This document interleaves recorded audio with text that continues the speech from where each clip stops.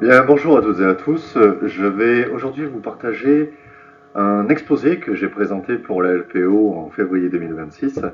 Et puisque le support a été partagé sur le réseau, il me semblait important d'en avoir non seulement la présentation visuelle et descriptive, mais également d'avoir des informations complémentaires que j'avais données lors de la présentation et qui n'apparaissent pas dans cet exposé.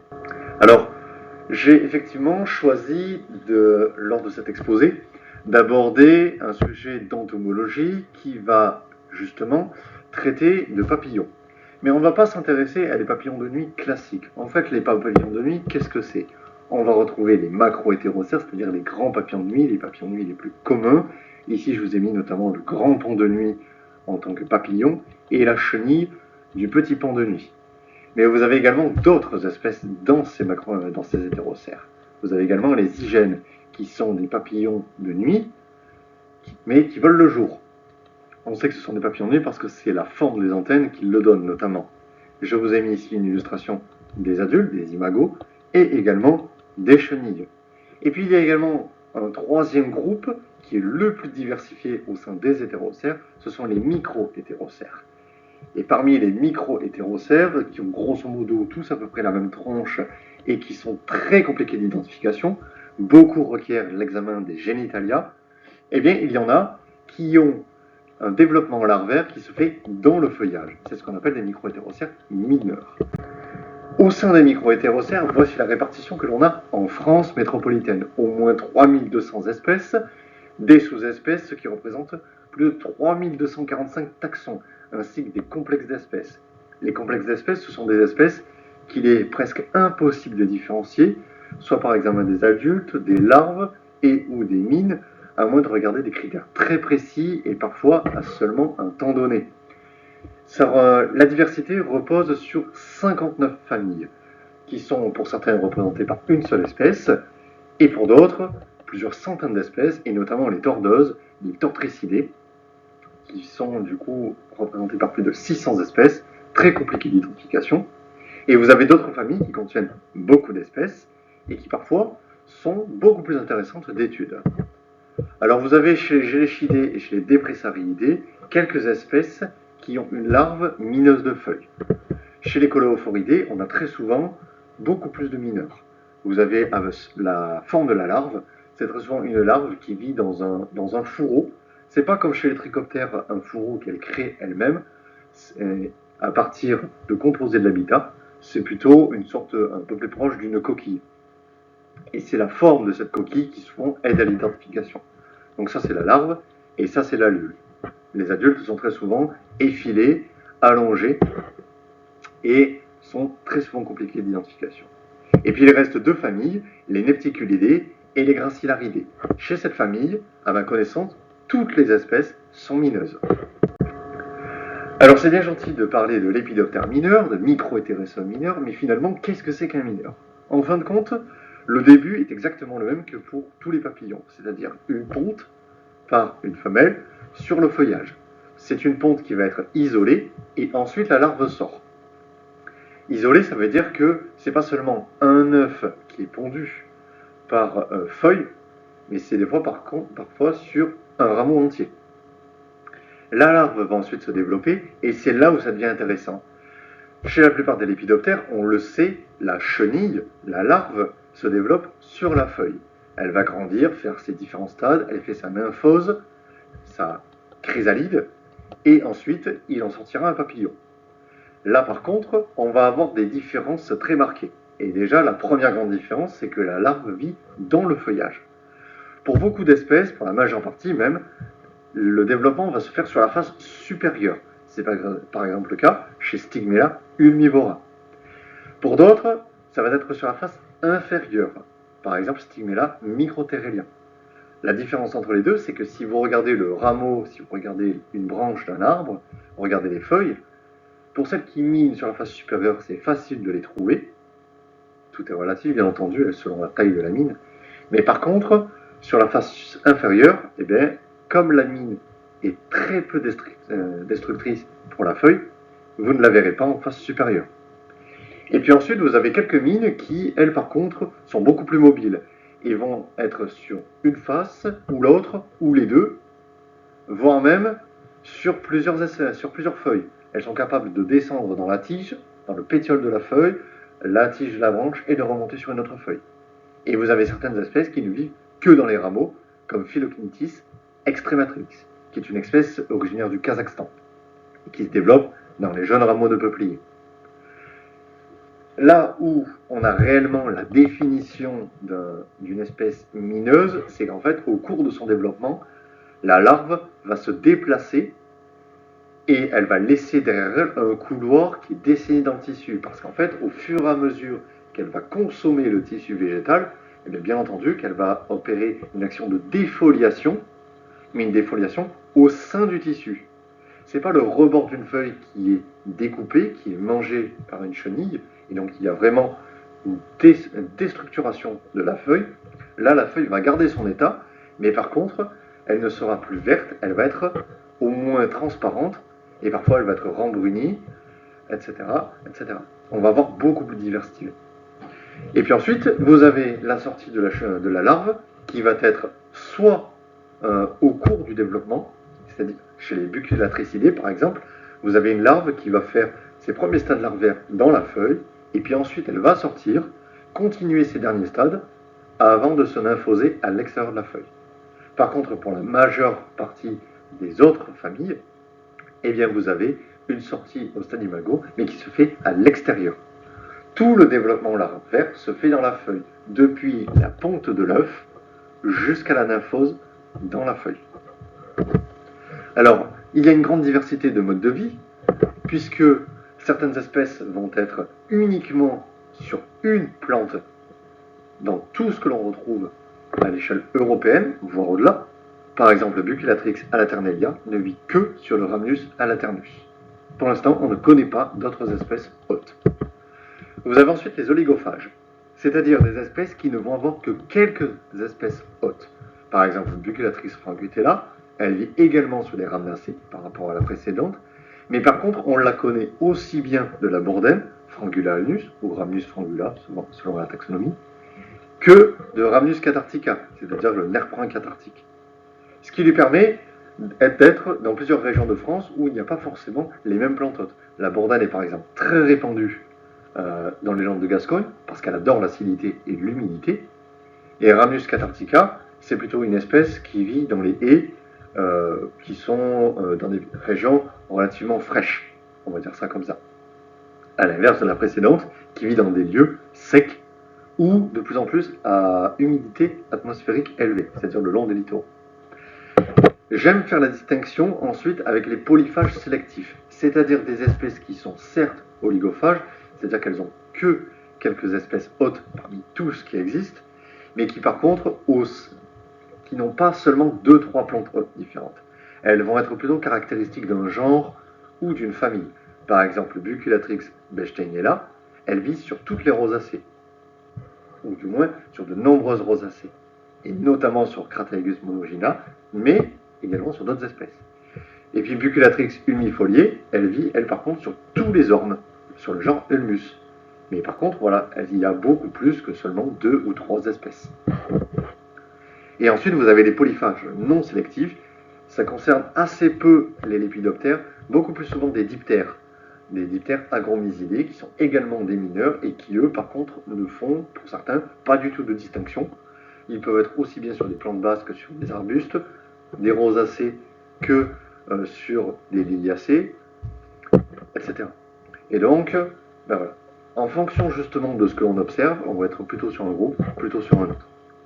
Ici, je vous présente des mines de diptères, par exemple Agromysa nigrescens, qui, elle, va être sur les géraniums, et notamment sur le géranium à feuilles rondes, les géranium rotundifolium.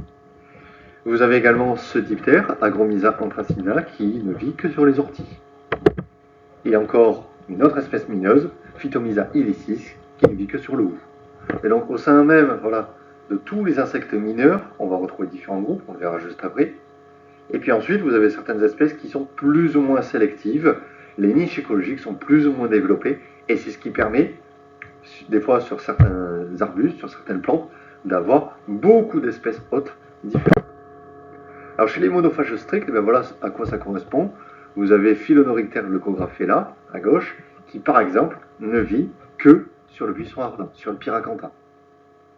Comme la taxonomie du Pyracantha n'est pas si évidente que ça, entre ceux qui ont des baies rouges, ceux qui ont des baies jaunes, etc., on n'arrive pas nécessairement à savoir s'il y a plusieurs espèces. Par contre, vous cherchez sur du Pyracantha, en fin d'année, vous avez de grandes chances de tomber sur des mines qui sont le long de la nervure médiane. Ensuite, chez Buculatrix alaternalia, eh bien, on l'a vu précédemment, on ne vit que sur le nerf prun alaterne, ramus alaternus, et vous avez ce dessin qui est dessiné dans les feuilles. On peut avoir un seul dessin par feuille, comme sur l'espèce précédente, et puis on peut avoir au contraire plusieurs mines, jusqu'à 3-4 mines, sur une seule et même feuille, lorsqu'il y a de grandes densités d'individus. J'ai également mis chez monophage strict Acalyptris platani. Platani, comme son nom l'indique, vit plutôt sur le platane. Et comme la taxonomie des platanes n'est pas si aisée que ça, entre les platanes dits communs et les platanes d'Orient, eh bien, j'ai décidé de le mettre dans les monophages stricts. Et puis ensuite, j'ai présenté deux autres espèces, Macrosacus robiniella, qui, comme son nom l'indique, ne vit que sur le robinier, et Paroctopa robiniella, qui vit également sur le robinier. Et vous avez donc sous les yeux deux espèces qui sont non seulement exotiques, comme son hôte, le robinier étant d'Amérique du Nord, mais en plus vous avez deux espèces qui ne minent pas du même côté. Alors, à ma connaissance, je n'ai pas observé à la fois une et l'autre sur la même feuille. Par contre, au sein d'un même rameau, on peut trouver les deux. Et vous avez l'une qui va miner le dessous, qui va plutôt faire une mine avec une espèce de grande chambre, c'est ce qu'on voit en blanc sur la photo de Macrosacus, alors que l'autre va avoir plutôt un réseau de galeries qui se dessine sur la face supérieure. Les oligophages. On va retrouver par exemple Philonorictère schreberellia, qui elle est sur les ormes et sur la face inférieure, Cameraria oridelia, qui est la mineuse du marronnier. Sur certains arbres, il peut y avoir une densité immense de mines, plusieurs centaines par grande branche de marronnier. Je vous ai mis la mine et vous avez en dessous ce à quoi ressemble le papillon. Il se trouve que ce papillon est assez caractéristique, donc on peut l'identifier. Par contre, la mine, elle n'a pas d'équivalent. Dès l'instant où vous êtes sur du marronnier d'Inde de préférence, parce que le marronnier rose, pour le coup, c'est plutôt quelque chose d'ornemental, donc c'est un peu moins facile de savoir ce qu'il dit dessus. Et puis, je vous ai mis Buculatrix frangutella, qu'on a vu précédemment, qui vit à la fois aussi bien sur la bourdaine que sur le nerf prun purgatif, cathartique. Et à côté, Philocnistis xenia. Vous avez cette espèce qui va être uniquement sur le peuplier blanc et apparenté, par exemple le peuplier tremble. Tandis que Philocnistis unipunctelia, elle ne va miner que le peuplier noir et ses confrères. Donc là, vous avez deux espèces qui sont très proches en termes de taxonomie, en termes d'écologie, elles sont forcément sur les Salicacées, sur Populus, mais par contre, au sein des Populus, il y a au moins deux groupes différents, et l'une va être sur l'un et l'autre sur l'autre. Et vous avez ensuite Philonorictère bellotelia. Elle, par contre, ce qui l'intéresse, ce sont certes les chênes, mais ce sont les chênes à feuillage persistant. Et là, par exemple, sur le chêne vert. Donc, vous voyez, vous avez une grande diversité qui se manifeste, et ça peut prendre des proportions assez dingues, puisqu'en fait, il suffit de se balader en bordure d'un étang, par exemple, en bordure d'une haie champêtre, et on peut retrouver tout de suite une immense diversité, ne serait-ce qu'en regardant des mines de Lépidoptère. Et ensuite, vous avez les polyphages sélectifs, comme on a abordé. Donc, justement, des espèces qui ne vont pas être sur 2-3 espèces, mais plutôt à l'échelle d'une famille, ou seulement d'un genre. Stigmelia aurelia, c'est l'une des mines les plus célèbres du pays, qui vit très majoritairement sur la ronce, mais pas seulement, en réalité, elle vit sur les rosacées. Et justement, c'est une des espèces qui est les plus simples d'identification, et malgré tout, en réalité, il y a une espèce sœur, qui est très souvent oubliée, et avec laquelle elle est confondue. Donc il y aurait besoin de refaire un bon check-up sur ce genre, et notamment sur ce duo d'espèces, parce que justement, on a beaucoup tendance à les confondre. Donc la répartition de l'une est peut-être exagérée par rapport à l'autre, ou du moins la deuxième. celle que je n'ai pas représentée en photo, elle est peut-être au contraire très lacunaire. Ensuite, Philodorictère corypholélia. Donc là, je vous ai mis la même espèce, mais l'une a la feuille qui a été repliée pour que la nymphose se fasse, tandis que l'autre, la nymphose a déjà été faite et la feuille s'est réouverte. C'est une espèce qui vit très majoritairement sur l'aubépine, mais en réalité, elle vit sur d'autres rosacées. Caloptilia curculipennelia, ici, elle est prise en photo sur du troène, mais en réalité, elle vit sur d'autres espèces d'oléacées.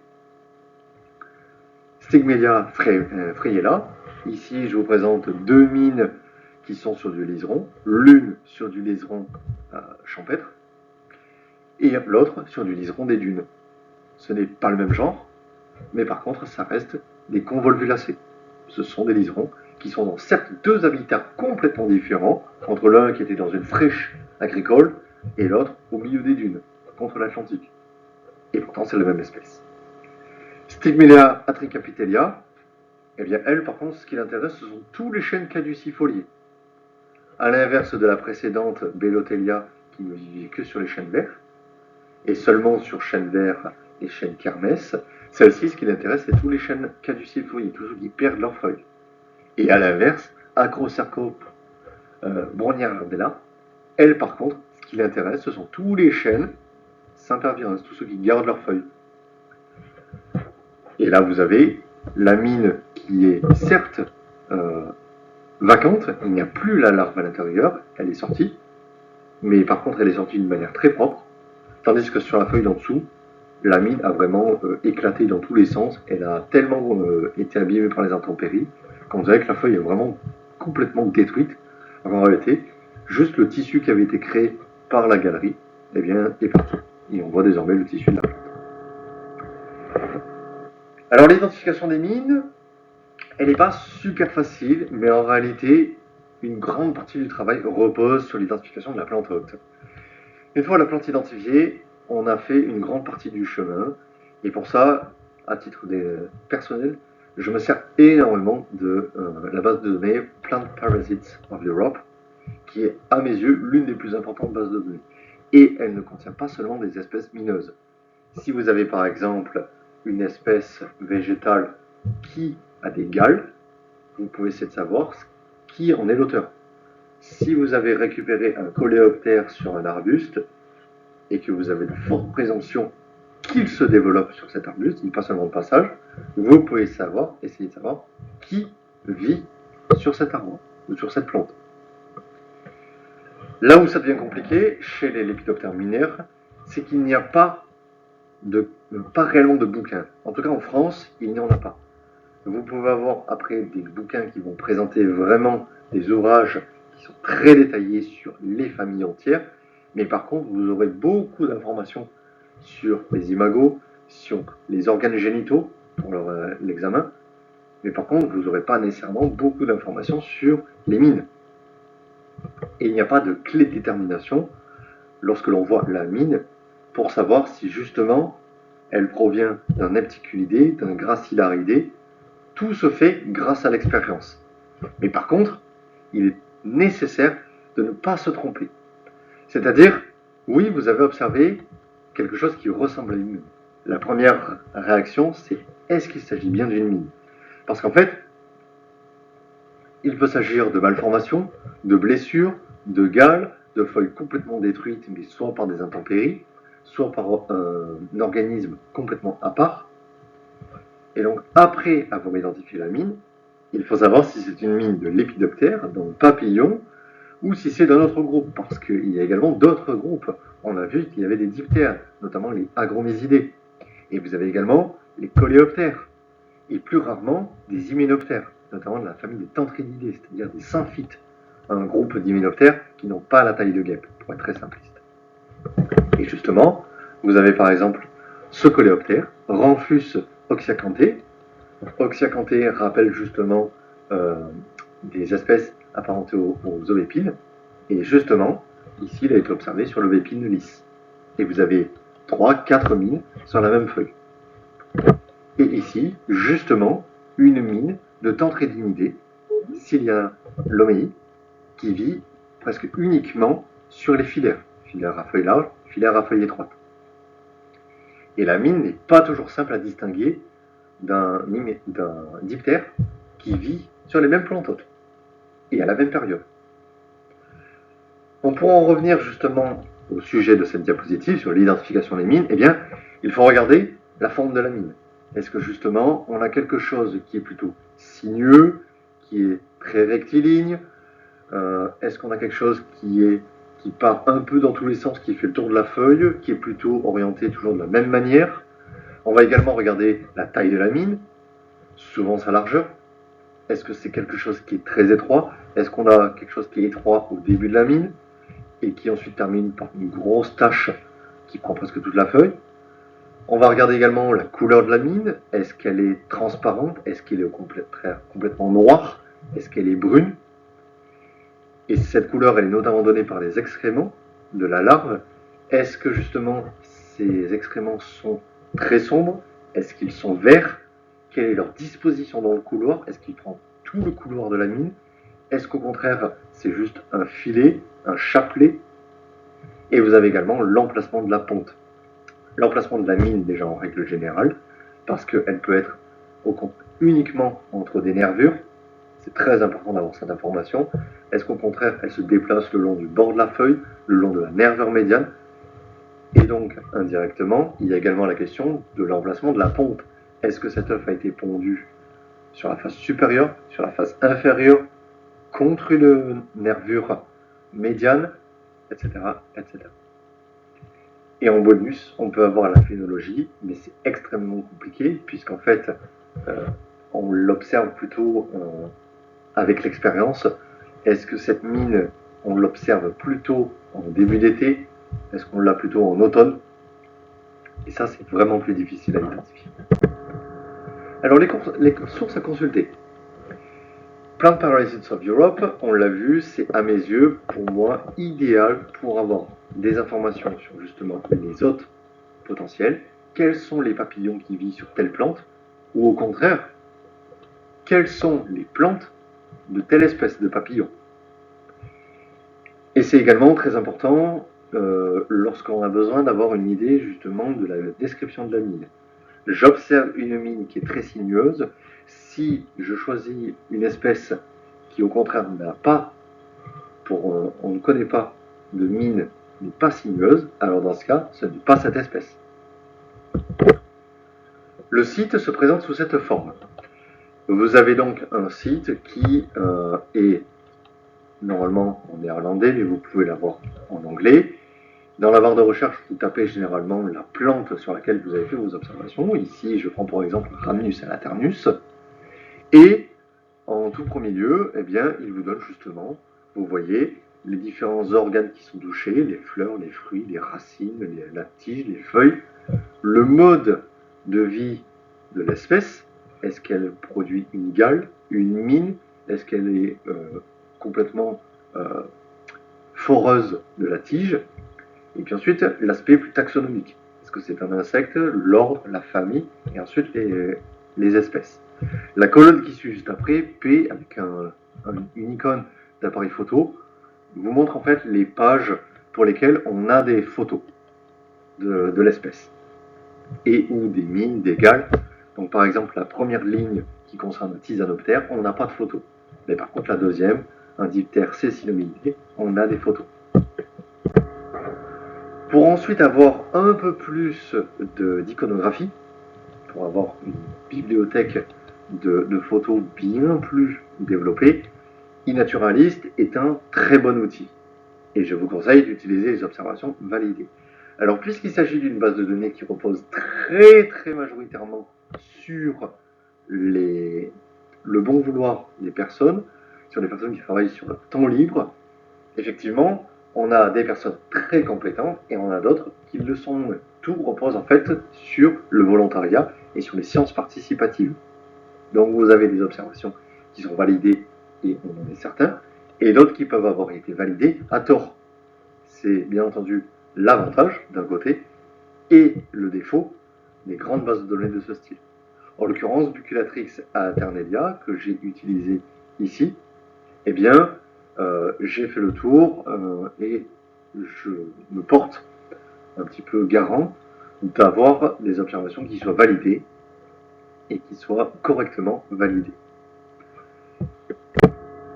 Ensuite, dans les autres sources, vous avez Oreina, c'est-à-dire le portail artémisier anciennement, qui va notamment présenter, et uniquement pour les papillons, des notions liées plutôt à la répartition, ne serait-ce que sur les départements ou sur des mailles. Vous avez des informations également sur la phénologie. Et la phénologie, en plus, peut être différenciée, c'est-à-dire que vous avez la phénologie classique comme on l'observe actuellement sur cette slide, mais en plus, lorsque vous regardez plus en détail, vous avez la possibilité de savoir si, au mois d'avril, n'ont été vus que des adultes ou si au contraire c'était que des larves, voire des œufs, quand les informations seront rentrées dans la base de données.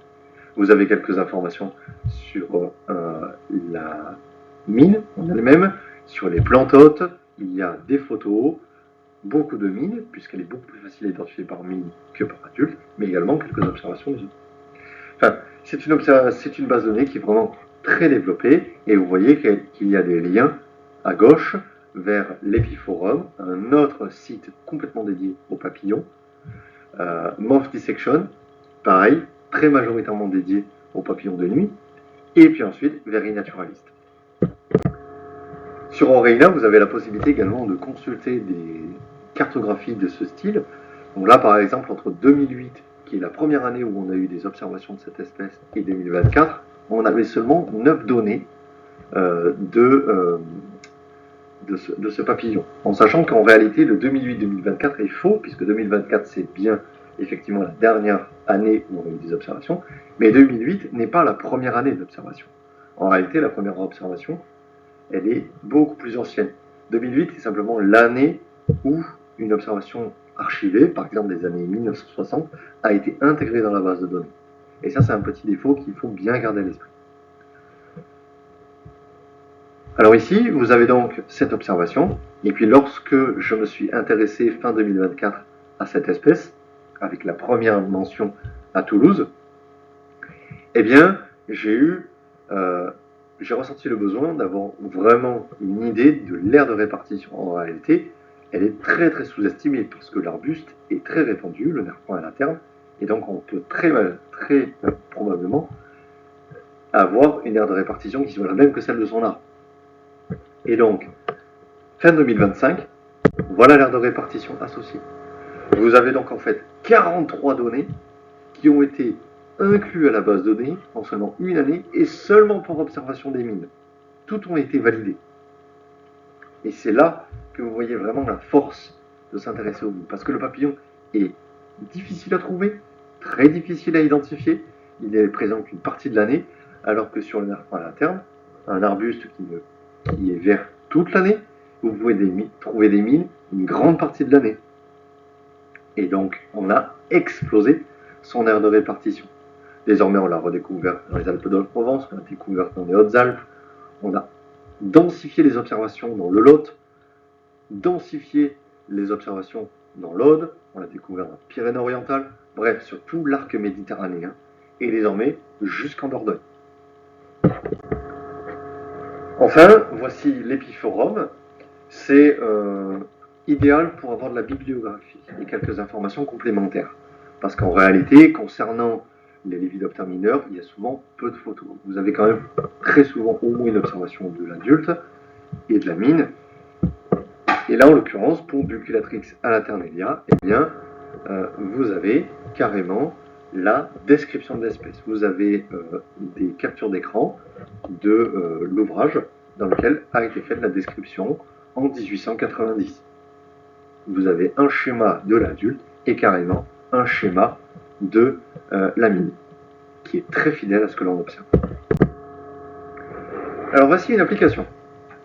Je trouve des mines sur Rhamnus alaternus et je suis certain de mon identification. Je sais que c'est cet arbuste.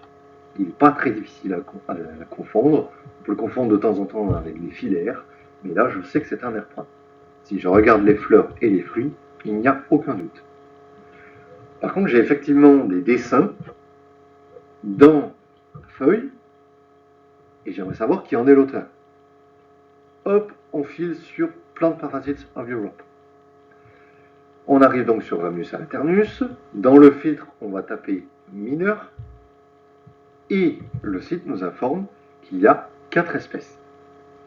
Alors pour rappel, c'est un site qui est quand même très complet. Bien entendu qu'il peut y avoir quelques sources qui ont échappé aux différents rédacteurs du site. Et donc, on peut trouver dans la bibliographie une information qui n'est pas présente sur ce site. Mais par contre, ça reste très majoritairement un site qui est très complet. Donc on a 4 espèces, on a 2 familles, et une espèce chez Buculatricidés, 3 espèces chez Nepticulidés, et du même genre, le même genre Stigmelia. Ça veut dire que si on arrive à faire la distinction entre les deux, si c'est une Buculatricidée, ça devrait être automatiquement Buculatrix alternalia. Si par contre c'est un Nepticulidé, au moins on est certain que c'est un Stigmelia. Voici ce que j'ai observé. Effectivement, je suis un observateur lambda, je confirme que c'est bien une R1 à l'interne. Et effectivement, moi aussi je me pose la question sur ces mines. Qui en est responsable? Alors voilà, on va remettre la photo et puis on va regarder. Stigmella à l'Aternelia. Franchement, ça y ressemble pas trop. Voyons ce que ça donne. Stigmella rhamnelia. Ça n'y ressemble pas non plus. Et Stigmella rhamnophila, mince, on n'a pas de photo, mais on a quand même une gravure. Franchement, sur ces trois photographies et gravures, on a quelque chose qui ressemble à la mine, bien entendu. Ça confirme que ce qu'on a observé, c'est bien une mine. Mais par contre, on n'y retrouve pas ça. Elles sont toutes trop sombres, en fait. Nous, les nôtres, elles sont très propres. Elles sont blanches. Elles ne sont pas transparentes, mais elles sont claires. On n'a pas d'excréments à l'intérieur, ni au début, ni à la fin de la mine. La partie noire qu'on voit sur la feuille, on voit qu'elle est en dessous de la mine. Donc en fait, c'est la feuille qui se détériore toute seule. C'est pas la mine qui est colorée. Donc par contre, il faut croire que c'est pas ça. On a une mine, nous, qui a presque toujours la même tronche, et d'ailleurs elle est complète. On distingue à peu près le lieu où il y a eu le lieu de ponte, le début de la mine. Et puis au bout, on a quelque chose de beaucoup plus élargi, mais c'est pas non plus une tache baveuse comme on le voit pour Stigmella à l'Aternelia.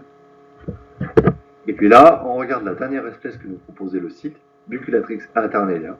Et là, a priori, c'est le jackpot, puisqu'on a une mine qui est très similaire. Elle est blanche, elle est très sinueuse, elle est très fine, elle est sur la face supérieure, mais pour les autres, c'était également le cas. Enfin, on va soumettre l'identification sur une naturaliste ou sur Oreina pour avoir un avis, en espérant justement on est bien réussi. Et il se trouve qu'une fois qu'on aura fait ça, eh bien, effectivement, ce sera la bonne espèce. On a identifié correctement notre mine. Alors, si je peux me permettre de donner quelques conseils, pour les feuilles non épaisses, c'est pratique de prendre une photo en contre-jour.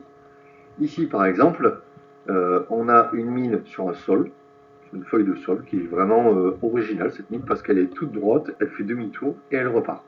Et elle est vraiment presque aussi longue d'un côté que de l'autre. La photo en elle-même est très bien. Et lorsque l'on met cette mine face à la lumière du soleil, on se rend compte un petit peu plus facilement de la disposition des excréments à l'intérieur. Et donc c'est une photo qui a été importante lors de l'identification par un des spécialistes du continent européen et qui a permis de valider Stigmella nivenburgensis, un papillon qui n'avait jamais été observé en Occitanie.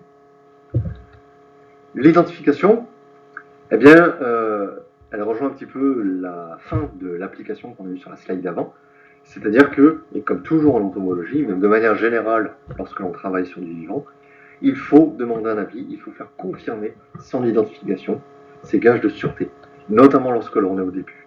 Une fois que l'on a fait ses preuves, entre guillemets, que l'on a montré qu'on a une réflexion, que l'on a de l'expérience, qu'on a pensé justement à vérifier tous les différents points chronologiques dans l'identification, eh bien, à ce moment-là, et seulement à ce moment-là, on pourra justement être dans les personnes dont l'identification est fiable. on va valider, mais on n'a pas besoin de vraiment apprendre à connaître la personne et son schéma de pensée pour aider à l'identification. Mes premiers temps, les mines, elles étaient identifiées d'une manière peu fiable. Je me basais simplement sur des observations, sur des photos en libre accès, mais encore fallait-il que les photos que je consultais étaient bien validées, étaient bien identifiées. Désormais, maintenant que j'ai beaucoup plus d'expérience, j'ai plusieurs mois derrière moi et plusieurs dizaines d'espèces dont je connais précisément les mines, j'ai beaucoup plus d'assurance. Et donc voilà, merci pour votre attention. Si vous avez des questions, vous pouvez les glisser en commentaire de cette vidéo et éventuellement me retrouver notamment sur la page de iNaturalist pour m'interpeller sur vos observations ou pour partager avec moi sur cette merveilleuse passion.